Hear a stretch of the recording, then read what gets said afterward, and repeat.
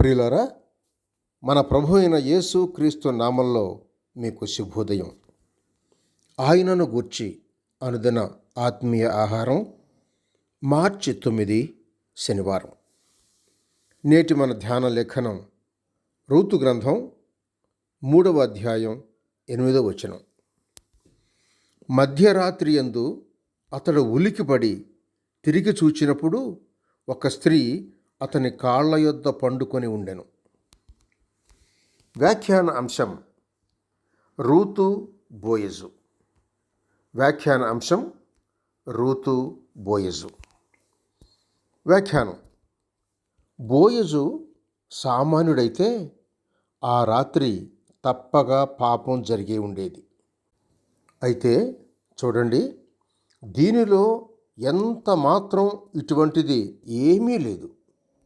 Ruth తన చేతిలో తన మానాన్ని పట్టుకొని కళ్ళంలో పరుండిన బోయజు దగ్గరకు తెగించి వెళ్ళింది. ఆమె మీద ఇన్ని దినాలు బోయజుకు మనసుంది. కానీ యూదుల నియమం చొప్పున తనకంటే నయోమికి సమీప బంధువుడు ఆ కార్యం వహించి పలికే వరకు జ్ఞాతిత్వంలో రెండవ వాడైన బోయజు ఏమీ చేయలేడు. ఇదంతా ఎరుగని రూతు ఆయన మీదనే కార్యం మోపచూపింది.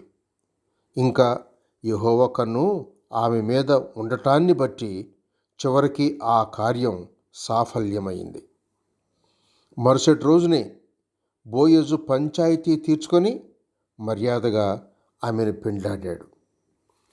బోయజు పాత నిబంధన ధర్మం చొప్పున ఆమెకు భర్త అయింది మాత్రమే కాదు, విమోచకుడు కూడా అయ్యాడు. క్రీస్తు తనను నమ్మిన వారికి భర్త, విమోచకుడు అయ్యున్నాడు. రూతు రాత్రిలోనే తన విమోచకుని కలుసుకుంది.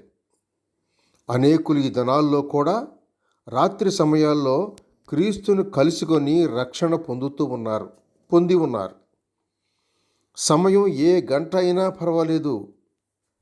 ప్రియులారా, విమోచకుడైన క్రీస్తును సందర్శించారా లేదా? ఇది గొప్ప ప్రశ్న. నేడే క్రీస్తుని పట్టుకొనండి. ఈ రాజు నీ ప్రభువు, అతడు నీ సౌందర్యమును కోరినవాడు.